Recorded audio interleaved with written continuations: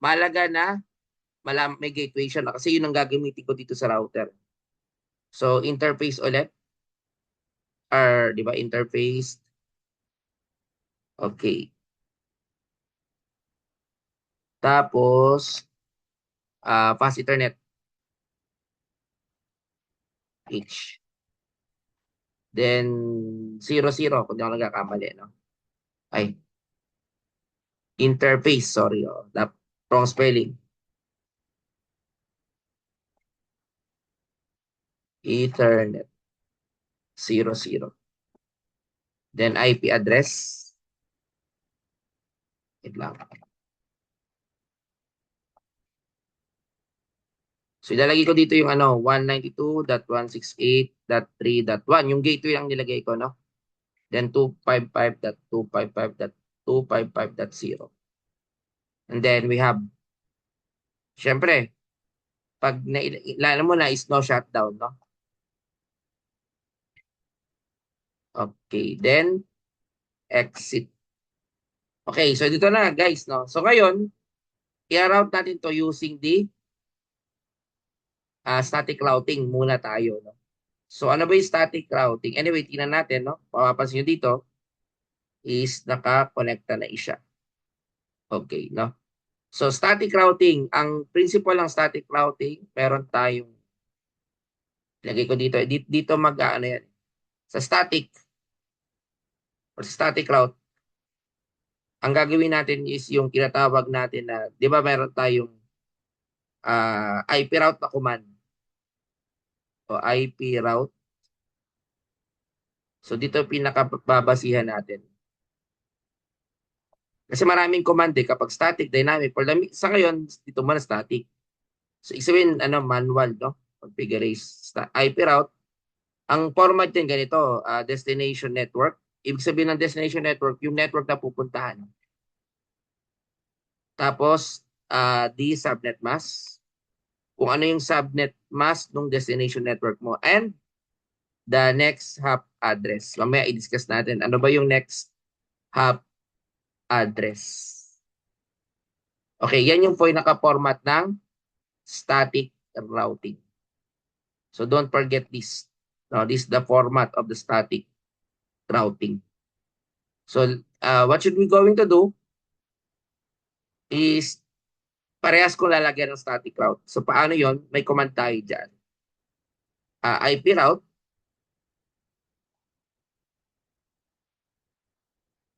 Okay, kasi kapag pining ko yan, hindi pa yan magkikita. Pero dahil may static route tayo, kakayanin na. Okay, so IP route. Let's say, ang lalagay ko dito is yung destination network. Yung pupuntahan ko is 192.168.3.0. Again, dapat network address. No? Network address kasi sa kabila is ito. Ayan, yung ito, isabi, kung dito ako magta-type, dapat yung pupuntahan niya. Okay, ilalagay ko yung kanyang subnet mask. Okay, and ano yung next up? Yung naka-network dikit. Kung naalala nyo, ito yung IP ko dito. 192.168.2.1/24. Ito naman yung IP ko dito. 192.168.2.2/24. So, titingnan ko yung aking network. So, dahil ito yung aking network, dito ako titingin. Ayan. No? So, basically, dahil dyan ako nakatingin. No? Yan yung next hop ko. So, ilalagay ko dito as my next hop is 2.2. 192.168.2.2. So, e-enter ko ito. So, yun. At ngayon, tingnan naman natin dito sa kabila. Gagawin ko rin to. Similar. Pero ang destination network ko sa kabila, ito. Yung .0. Ito yung network ko. So, 1.0 ang gagamitin ko dito. So, IP route na command. Tapos, ipiping natin, no? Tatry natin iping mula sa kabila. Then, tatry din natin mag-access. Okay, IP route. 192.168.1.0. Ay, sorry. 0. Then, kanyang subnet mask. And then, pag nakuha mo na isa, no? Yung next hop is 2.1. Yung nakadikit sa kanya. Di ba? 2.1. Kasi, Bakit 2.1? Kasi ito yung pinaka, ayun o, yung next hop address. So kayo na ilagay ko na parehas, I will try to configure it. So pupunta ako sa ano, so pupunta ako dito sa, actually pwede ko ang gawin na user to para makapag-email mamaya, no? Pero ipiping ko muna yung pinaka basic para may connection tayo, titingnan natin. So ipiping natin, okay, so 192.168.3.10. So tingnan lang natin, no? Okay, so wait lang natin. Anyway, okay na. Kapag request timeout pala, by the way, ibig sabihin wala kang ano, connection. So kapag ganyan siya, no, na may nakikita tayong connection, ibig sabihin, we are successful, no, na meron tayong response time, no? Okay. So yan, guys, ang ibig sabihin natin, no? Okay, pwede rin tayo mag ano, other way is we can from sa kabila, no? Pwede nating ma-browse yung web browser. Let's say www.education.edu. Ay, parang hindi. Try natin. www.education.edu. Ayun lang, no? So, dito lang siya ma-access. I think para ma-access siya, kinakailangan na ayun lang, no? It must be 3.1. Ano bang nailagay natin? Ayan. So, baka pwede na dito, 3.1. Ulitin nga natin. Check nga natin ulit. Okay, so,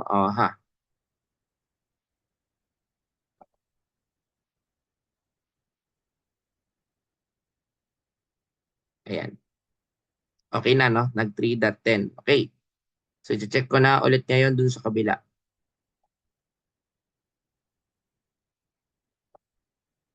So, dun tayo sa kabila, no? Sa web browser.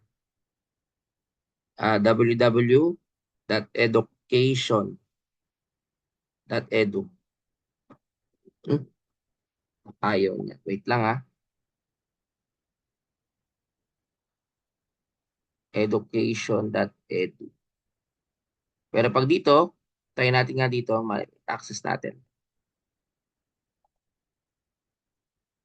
Education.edu. Okay, na napiping niya dito. Pag dito naman sa kabila, I think hindi siya mapping dahil oo to. Kailangan ko ilagay yung ating ano, kumbaga yung server nun. Kasi naka-static tayo kaya manual natin ilalagay. I think that 30. Ha, yung ilalagay natin dito, no, as ah ano nga bang DNS na nilagay nila dito? That 40 pa rather. Type natin, that 40. Ayan. So ngayon, kapag select natin to,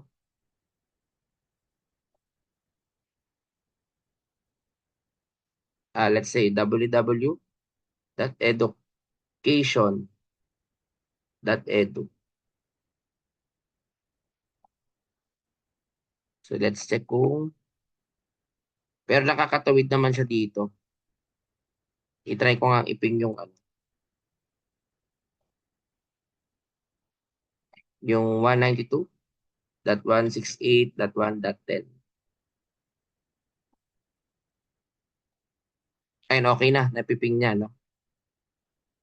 Okay, so okay na yung connection. Ito lang, www.education.edu.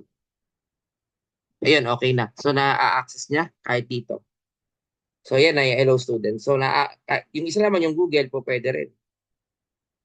Gusto nating i-ano, www.google. Kaya na rin to, .google, no?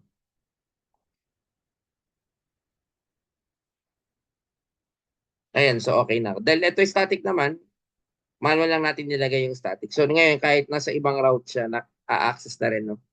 Okay, so this is what we call a static routing. So I hope natutunan. Siguro ilalagay ko na lang yung aking link mamaya doon sa pinaka ano, no, note natin. I-link natin yung mga codes. And ang ginamit ko lang naman dito is yung IP addresses from that 1 to 25. So thank you and God bless sa inyo.